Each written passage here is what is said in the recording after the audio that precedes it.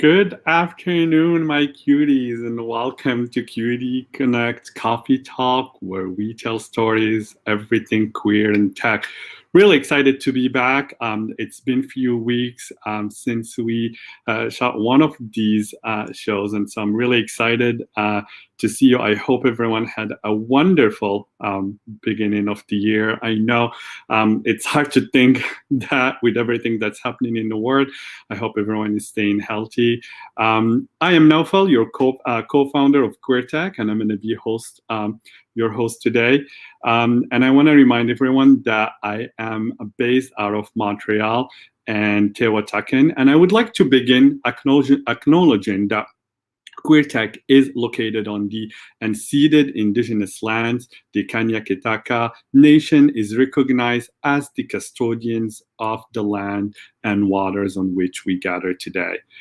Thank you, and a special thank you to our QT partners and Pride Hacks partners. Without them, we can't really QueerTech won't exist. So really special thank you. Despite the hardship that we've seen last year, some of these companies have continued to support us so we can have activities like this. So thank you to Unity Technologies, BanHack, Fierté Montréal, PaySafe, Breed Life, and Local Logic. And just so you know, our job board is live.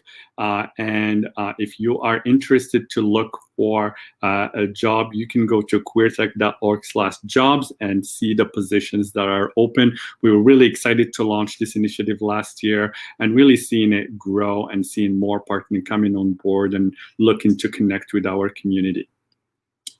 I have a big announcement today. So really excited also to let you know that we will be launching our national LGBTQ virtual job fair, part of our careers program.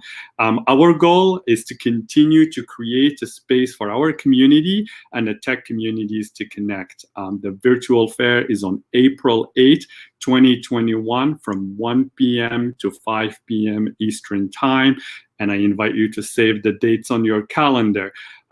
If you are watching us and you think your company is interested to participate, you can reach out to me at naufal@queertech.ca. We're very excited to also welcome companies from other Canadian cities. So this year it's been really busy. We've been working on so many exciting opportunities and projects. And one of the other projects that we're working on that I'm really excited is starting, we're looking into doing a research project on understanding what is the LGBTQ data landscape in Canada, and also looking at starting to understand queer stories within tech and understand who are queer people today, who aren't tech, what challenge I'll be facing. So we will be working, so we're looking to work with academia on this research. And so if you are in academia, if you know anyone who's in anthropology or sociology or queer studies and interested to be part of this, we do have some funding for this opportunity. So reach out to us. You can email guy@queertech.ca for any questions. And again, for those who love what we do and want to support us, you can donate on our website to queertech.org. And also thank you so much for all that have been donating every month for QueerTech. Again, without you, QueerTech would not exist. So we really appreciate it.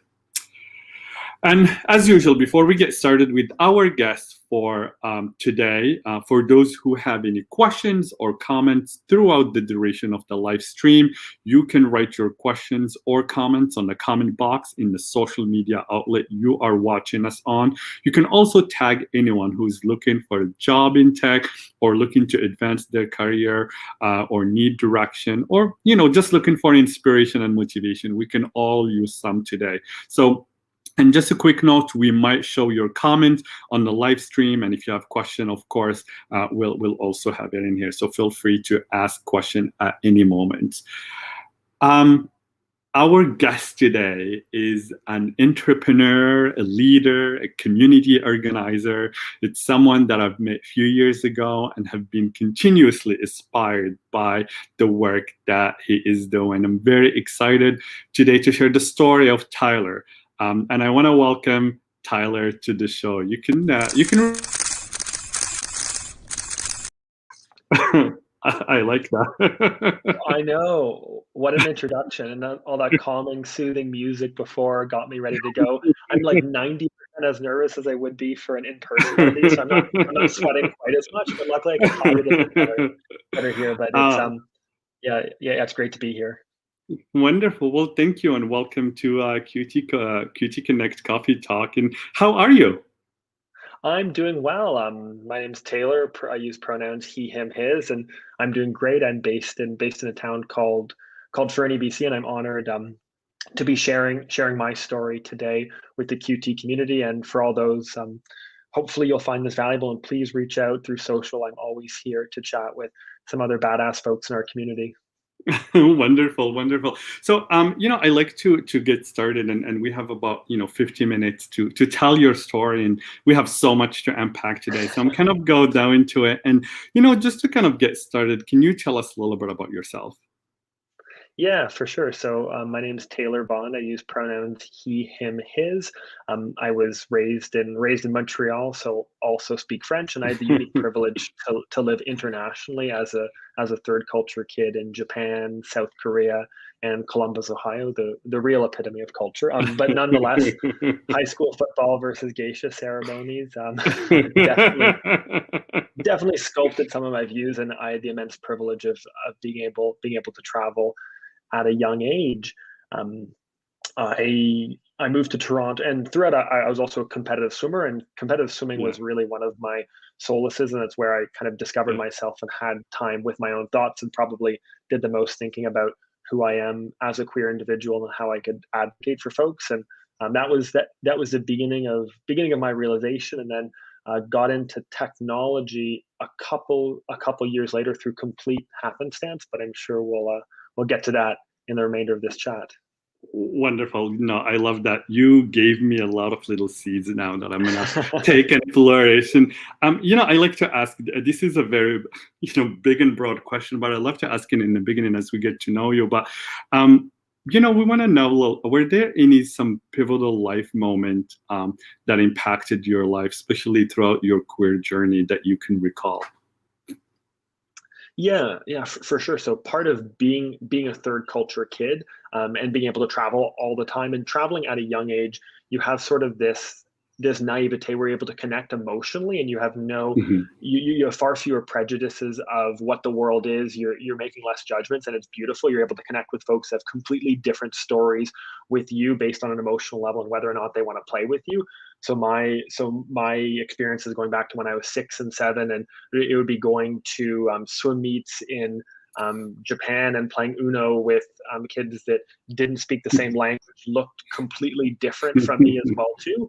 And I have an immense amount of privilege. I'm white, cis, neurotypical, but being able to be in some of those different communities, you're able to embrace people's differences as well too. And the feeling of being an other before I even came out as queer was impactful for me. And I think it's enabled me to be more empathetic. And when I think back and trying to connect with different people, I think back to some of those stories of I just wanted to be a kid who wanted to play Uno, and I didn't care what they looked like. I didn't care what background, or I didn't have any preconceived notions. So That's beautiful, and definitely I attest to traveling and being exposed to different cultures really get us to learn so much about ourselves and other people. And so tell us, where did you go to university, and what did you study? yeah, I studied political science at the University of Toronto, and I have done. I mean, I don't really know what I would have done political sciencey, but I, I probably wasn't overly focused during university, but that was where I was able to really start to form my own identity, meet some communities, get involved in not for profits as well. So it was a fantastic experience for me. Absolutely. I mean, there is so many sides to you, right? I know you as the entrepreneurs, I know you as the community leader, I know you as the salesperson. So it's really amazing, and I can't wait to talk more about that. So we talk a lot about career and tech on this show, and a lot of people really always curious to hear about, how did you get started with your tech career, or how did you get into tech?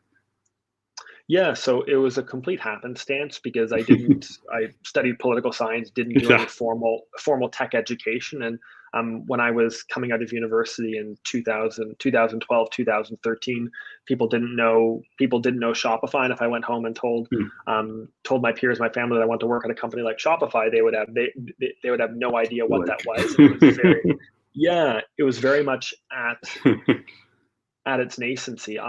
So over the summer, to be able to support myself financially, I worked at a hotel, and I worked at the front desk. I worked overnight shifts, and then I did a rotation program where I got to work in the housekeeping department. I got to work at the bell desk for a bit, and that was incredible too. Since I was an 18-year-old, I got to work with folks from all different backgrounds, Mhm. unionized environments, non-unionized Mhm. environments, and got to see all different parts of the hotel too. And I was mostly on the front desk, so Mhm. checking people in and just understanding that there would be super long lineups Yeah. on Yeah. March break, and people would come at you, and you wouldn't even know their story, but they would be very Yeah. upset when you were very happy. And Yeah. in 15 seconds, you had to keep a smile on your face and try to empathize with them, and then try to steer them correctly.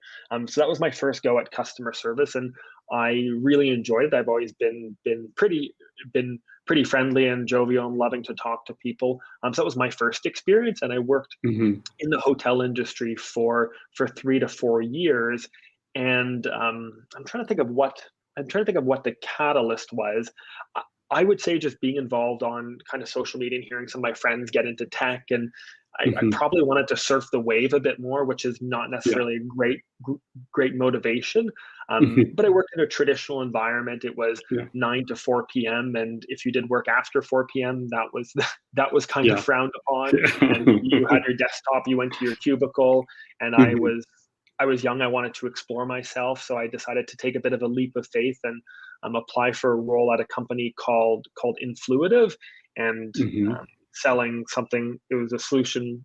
It was a marketing technology solution, and frankly, I had no idea what it was before. I just kind of thought it was cool, and I did get sucked in by some of the more vanity features, and I took a pay Yeah. cut, decided Yeah. to take a job. There was a lot of it was commission based as well too. But I was young, and I had the privilege to be able to take a risk like that. And I realized that a lot of folks don't have that risk. So I count myself very fortunate and very lucky to be able to take that jump. And over the past over the past 6 years, it's been finding mentors, having an amazing network, and then being able to get involved in the queer technology space has been just the honor of my life. That's wonderful. So basically, you got into tech. You worked at this company. You got a sales job, and um, how long were you in that position? And walk us through a little bit your career until today. Yeah, so I think sales is a great entry point for any folks out there that don't have a and first of all, it's great to see that a lot of technology companies like Mhm. Google and some of the other companies are starting to waive requirements of formal university backgrounds and stuff like that. Because one thing I've seen in my 6 years is that your education, your background does not shape how impactful you will be on a Yeah. team. There's so many other soft skills that you're able to Mhm. get from being part of the queer community, starting your own business, Mhm. taking risks that are more valuable than any degree in my mind. Sorry, I completely forgot what the question was. Yeah. No, it's just like what are the different Oh, walk us through your career. Yeah. yeah, yeah, for sure. So my first job was a sales development representative, and Yeah. it was a great entry point. I basically said I was checking in 400 people every single day at the Weston Harbor Mhm. Castle. Yeah. I Yeah. was able to sell them on the loyalty program, talk to them, and Mhm. really sales was about talking and Mhm. relationship building, and just kind of having having a lot of fire behind you. So I didn't pull Yeah. any academic backgrounds per se, and I was making 50 cold calls per day, sending out 125 emails per day as Mhm. well too, Wow. looking for business opportunities. it was definitely a hustle, but I had an amazing team around me, and I learned tons on the job. I was reading books about sales after work. I was going to virtual conferences, yeah, actually, some of the first conferences were virtual back then in Sounds normal 2014. now. Yeah, so Yeah, kind of went from hospitality, from working in housekeeping and checking people in to sales. So I think it's a very yeah, it was a difficult transition for me at the beginning, yeah. but uh, I think it's a great entry point and a foothold into the tech community. Wonderful. And what was, so how long were you in that job, and then what was your the next position after that? Yeah, I was in that role for just under a year and a half. Mm-hmm.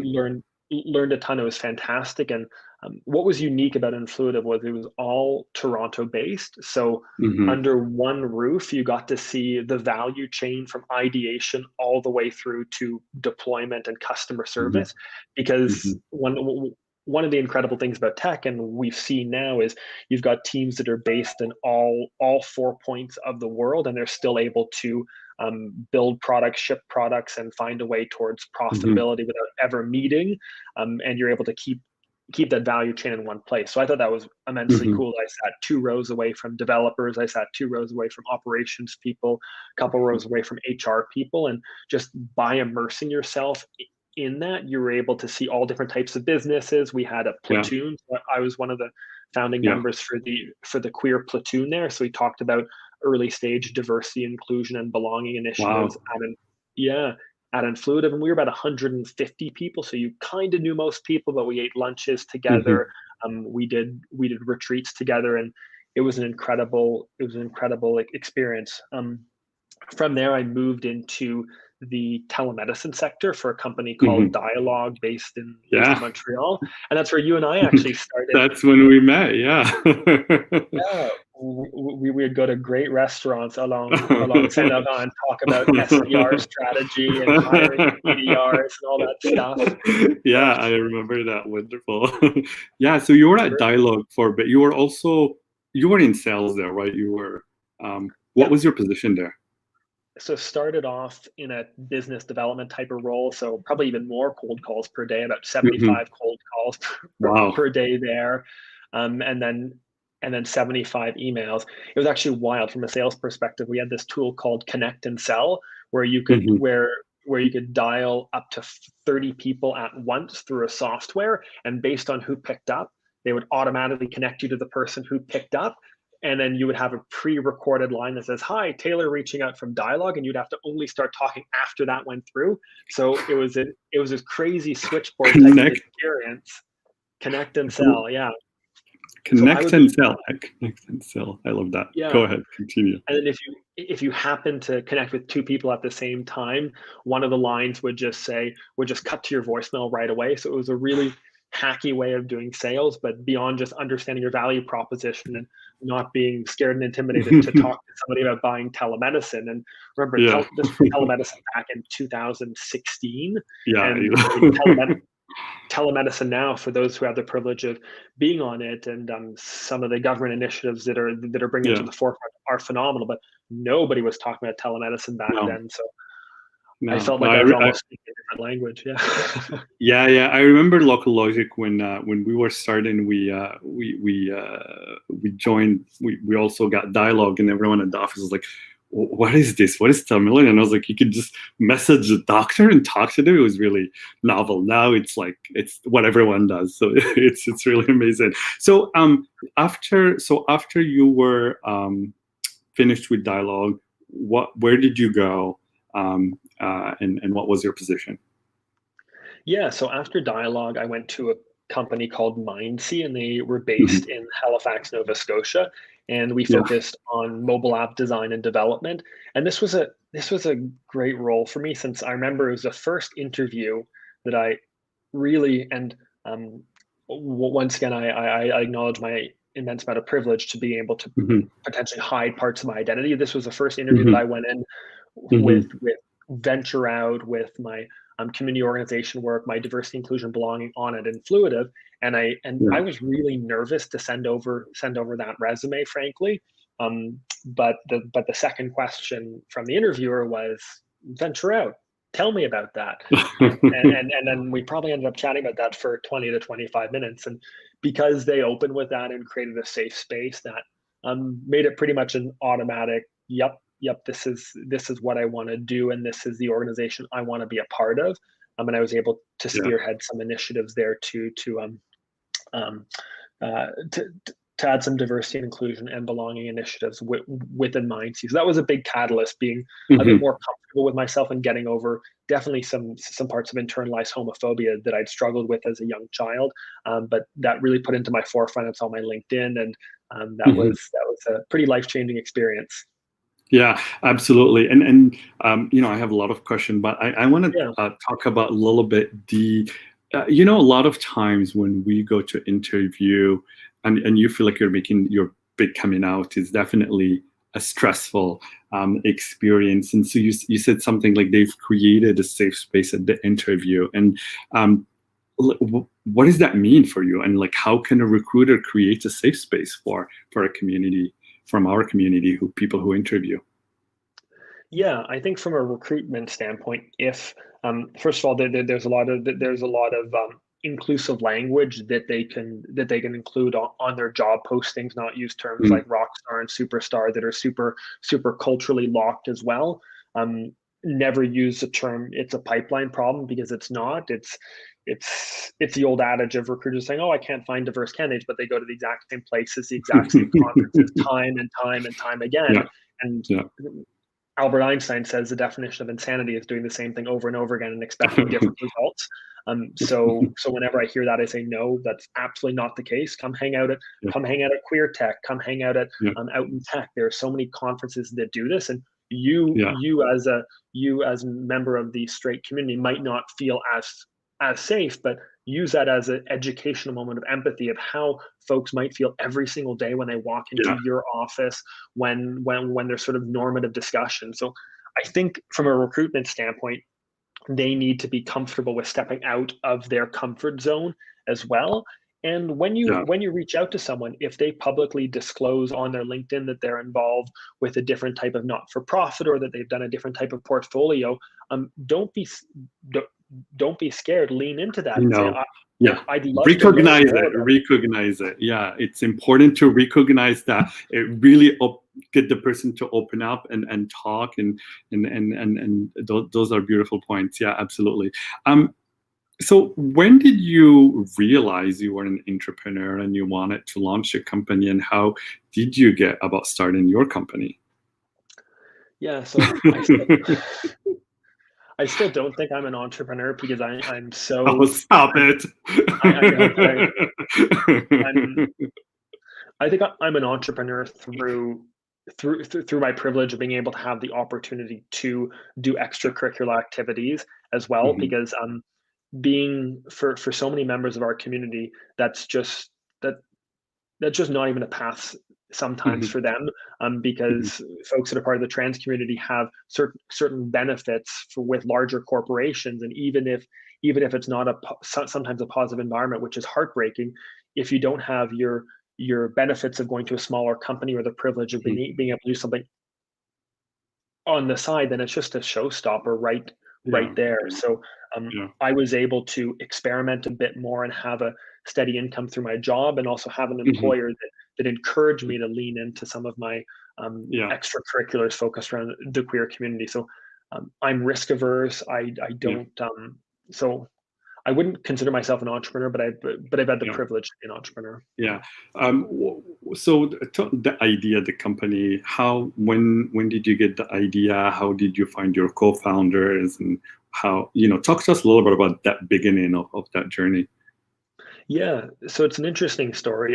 SalesRight was born out of MindSea. So we had a team of software developers, and we were trying to solve a sales problem within our own organization, and that was a way to move. And I won't get too technical here, because it's boring, and B2B SaaS pricing. I mean, talk about it all day long. Like, that's the last thing I want to talk about outside of work.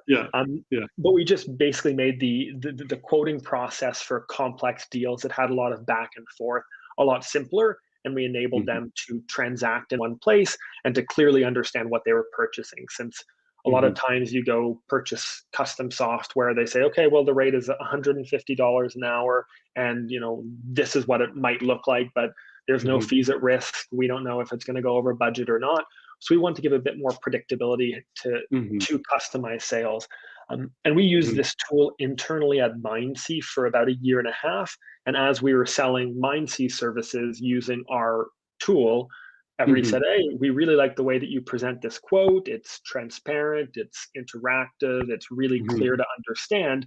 What software company do you use? And we sort of Mhm. leaned back and said, a few too many people have asked that question. Mhm. Yeah. Maybe we should, Mhm. maybe we should take it a bit more seriously. So Yeah. Startup Fest, which is where and then you and Andy have been so kind with involving me in the Montreal technology community as well. So I always felt like it was just a big bear hug going to Startup Fest. So Aw. we like just such an amazing community there.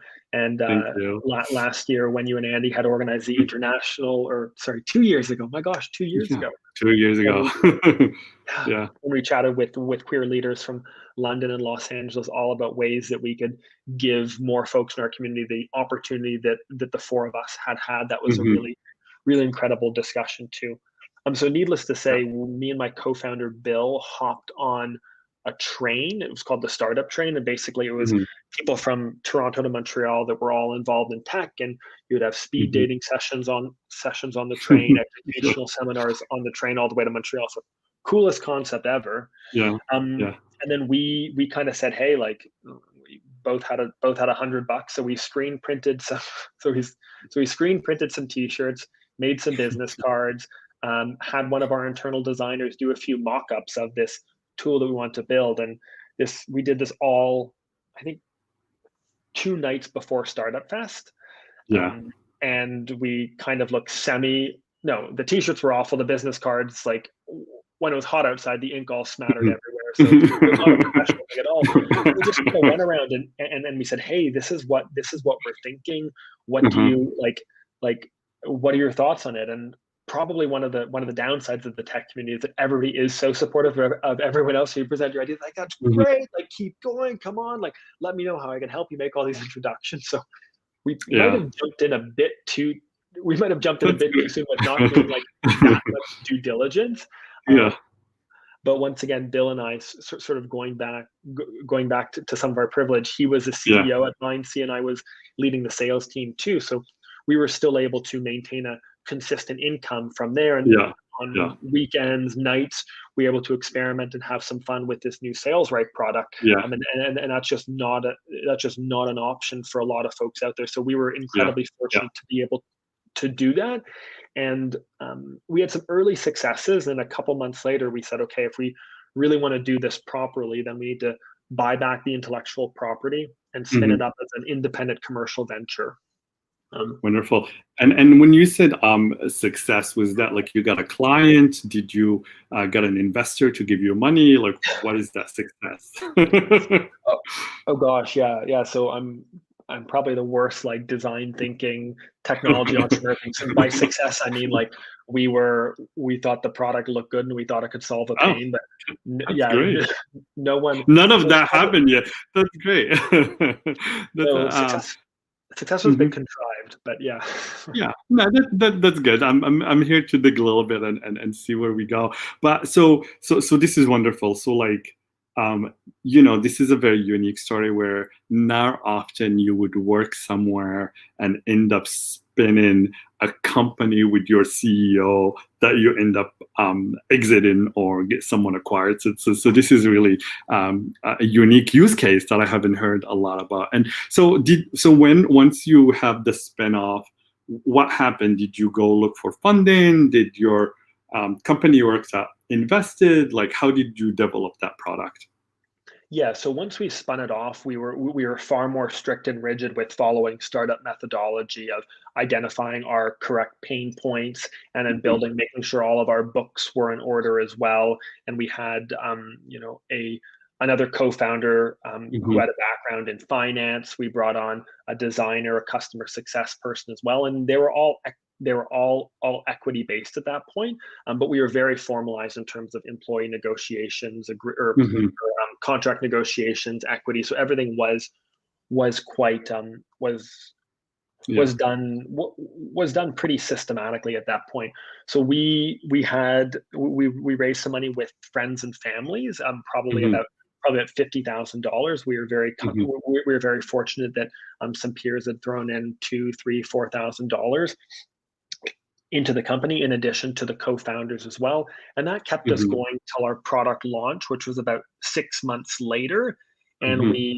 we launched on Product Hunt. We were up at 4 a.m. trying to get product hunters to like our product. And so we did Yeah. that, and then that got us to probably our first 4 or 5 customers, and we were able to get some pretty well-known Canadian technology companies right from the beginning. Crescendo is a Hmm. dear client of ours, and then they signed on pretty much right away, and then we Hmm. secured a round of pre-seed, pre-seed, seed, all the Mhm. like it's all semantics at this It point. all blend together anyway. So That's we wonderful. And so I want to just yeah. before you kind of moving in there, you mentioned product hunt when you were launching and kind of getting that visibility. Really good strategy. I've seen startup use it, and it's brilliant when you do when you use it right. Was there other resources that you were using to kind of because launching the product is such a key moment, right? And you want to build that momentum. Like, what were there other things you did? Like, did you call people? Did you create a list of customers? Like, because now you kind of identify the pain point that you're solving.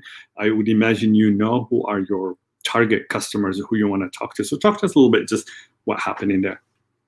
Yeah, that's a great question. So we had applied for Y Combinator, and funny story, Y Combinator, they had an email automation error. So we applied, and like a couple days later, they said that we were accepted, but apparently they accepted every single person who applied due to like an email automation error. So we're like, oh my gosh, we got accepted, but in the end we were not accepted. But as a result, Wow. they created this thing called YC Startup Virtual School, Yeah. which kind of was something for everyone. So we were all Hmm. excited over the moon, like YC wants to have us. But we did startup school, and because Hmm. we were in Halifax, the time zone lined up with like Rio de Janeiro and Sao Paulo. So we were paired with 5 other startups that were all based in Brazil, which was a really cool experience That's as well too. awesome. Yeah. Yeah. So my recommendation is choose a methodology or choose an incubator and follow their curriculum. We chose YC, and we went through the stages of product market fit. We had educational seminars 2 times per week, and a meeting with our Brazilian colleagues every week as well. And we had smart metric goals. We really followed that curriculum design, Hmm. and that was pretty impactful for us to just have the structure of what we needed to do. We created cold email cadences, target client lists, and we created the structure based on that. So my recommendation is, no matter how, like, yes, building a company, you're flying at the seat of your pants Yeah. quite often, follow a Yeah. methodology, follow a curriculum, and go through it to have some discipline.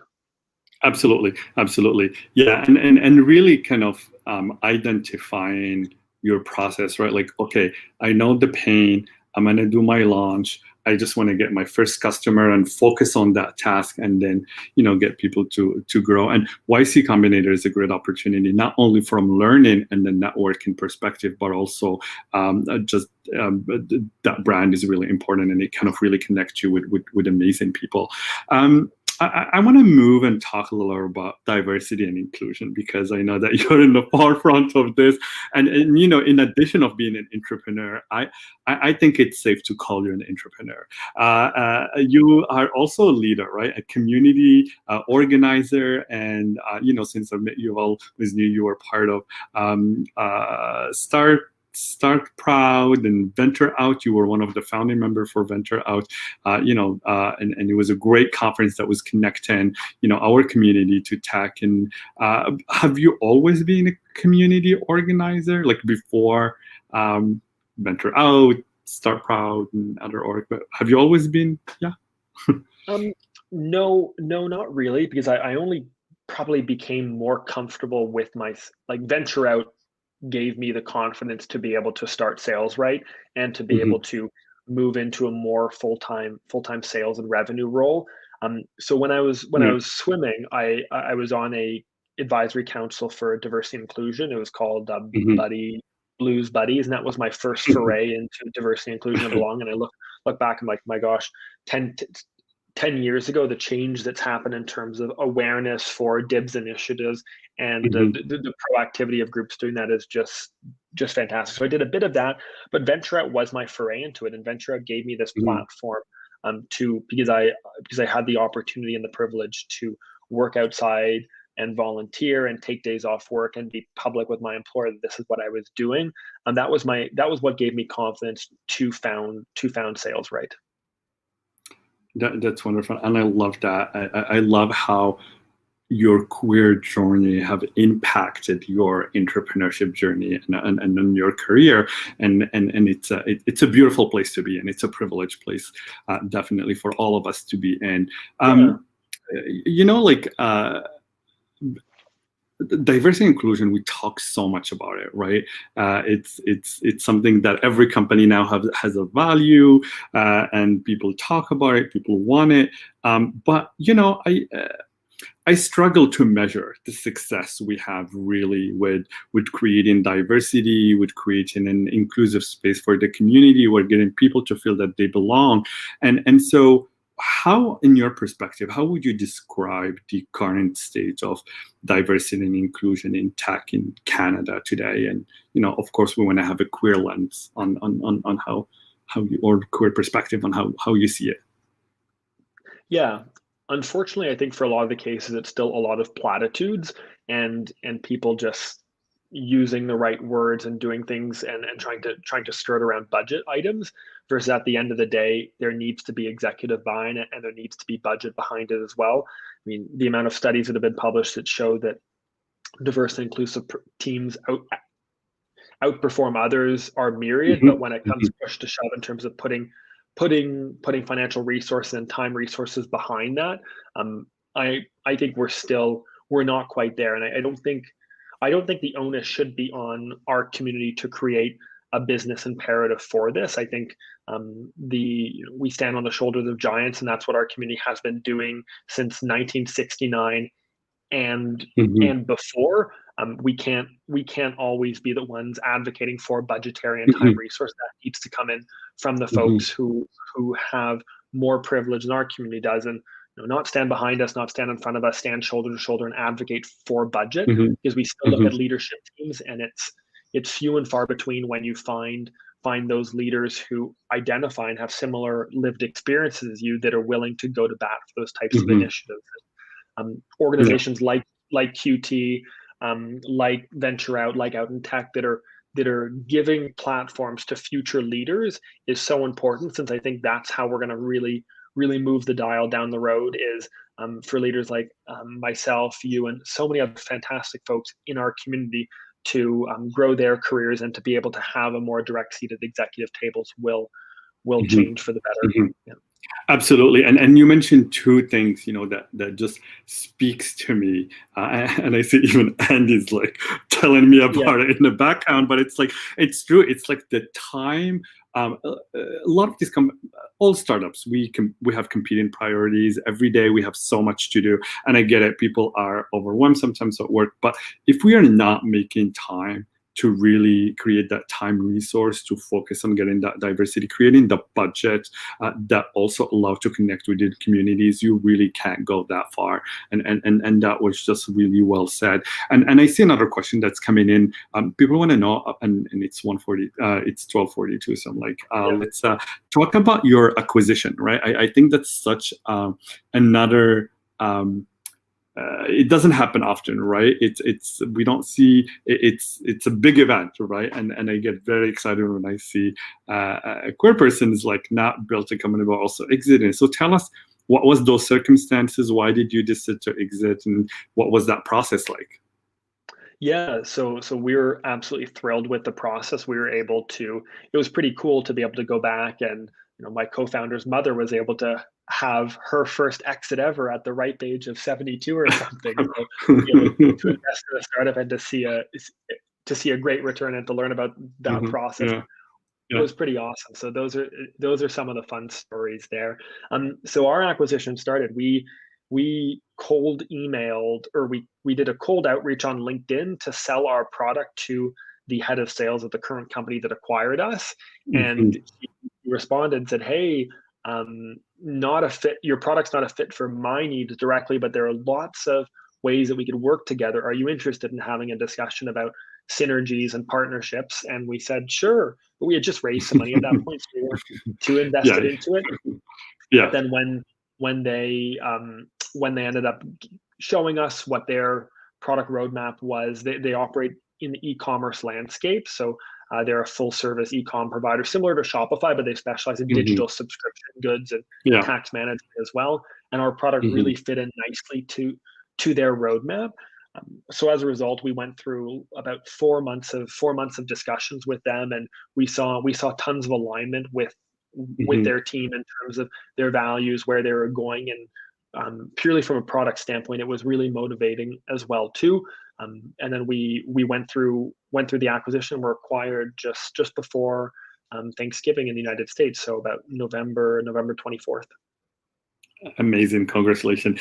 You really hit the jackpot in there. Emailing and getting someone interested in growing that relationship so quickly. It's really great, and that's one of the beauty also working in tech, right? Is you never know. You might be doing sales, but also having contacting people that might acquire you is really to build that relationship.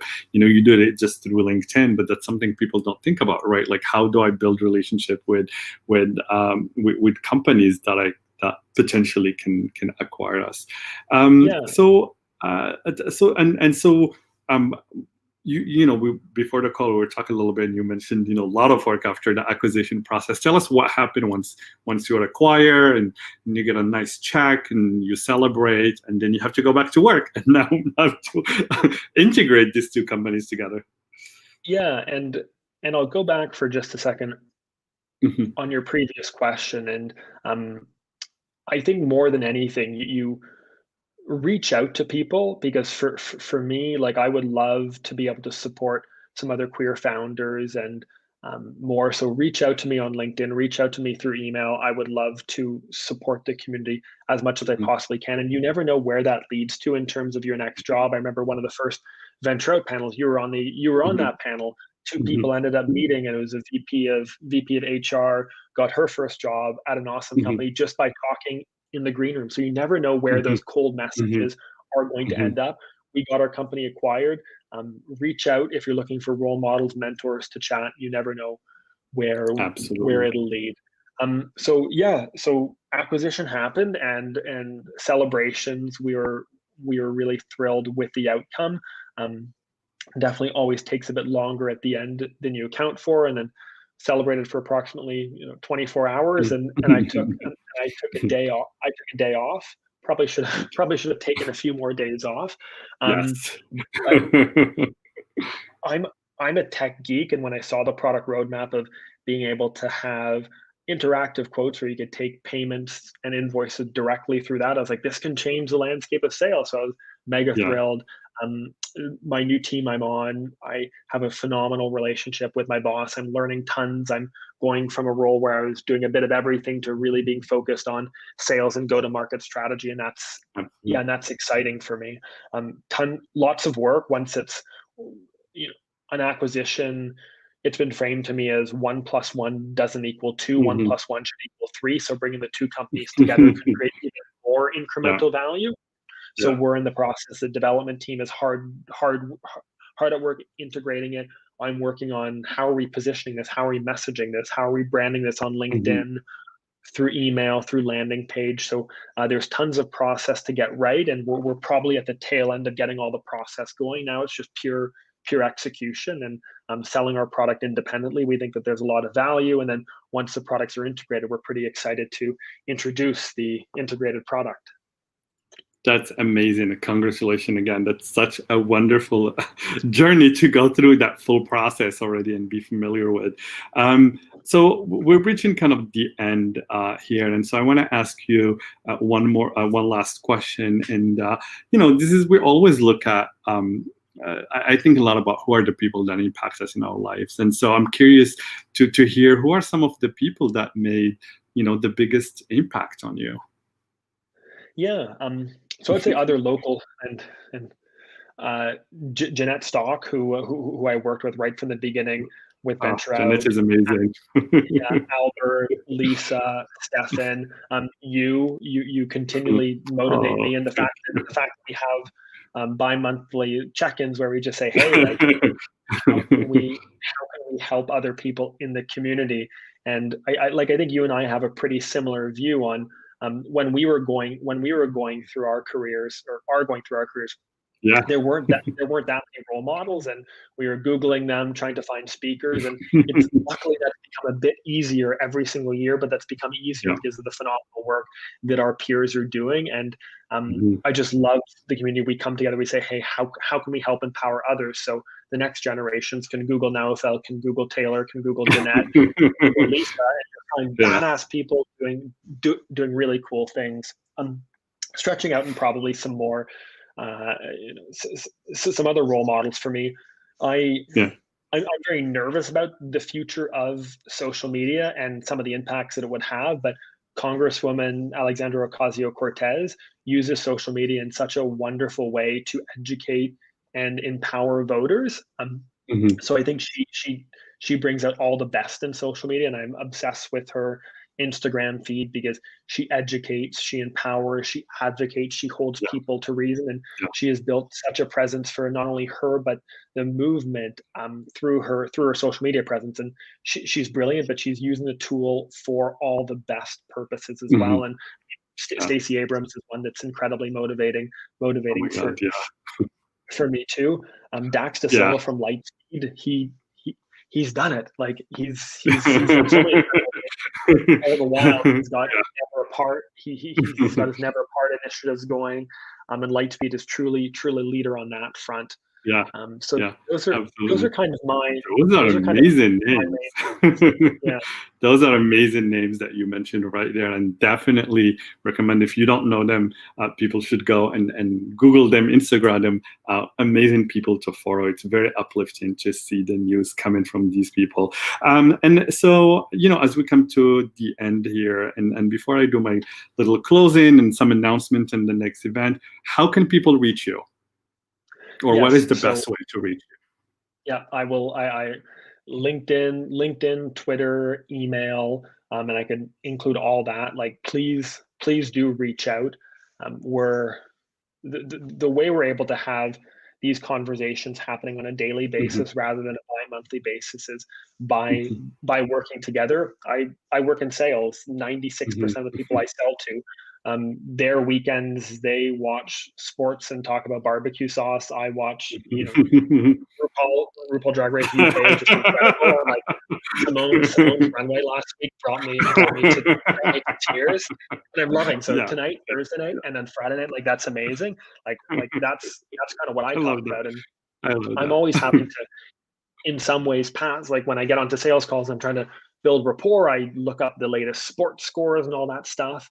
And I would love if professionally I was able to connect with more folks in the queer community. And one of the main ways that that's going to happen is if more people get involved and connect and empower each other. Since the folks that are at the top, it's a combination. Absolutely. It's a combination of luck. It's a combination of skills, and then of course you've Yeah, got some experience and aptitude. But a lot of it is based on community absolutely. network and power in numbers, because they can build rapport with each other.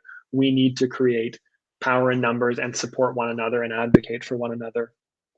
Absolutely, absolutely, and very well said. And thank you so much for joining us and sharing your story, being vulnerable with us here, and really telling people how you got where you are. And I really, I'm thinking, like, what did I learn in this, right? I always, when we do our conversations, and something that popped in my mind is that a lot of people don't think about volunteering, being a community organizing, organizing things and how the opportunities that it opened for them to success, right? And you see it beautifully, like through venture out and feeling empowered by that and going into your job and growing has such an impact on you. And so that's really beautiful. And what a wonderful career you had and success that you had, and we wish you the best of luck, and hopefully next startup will be to IPO.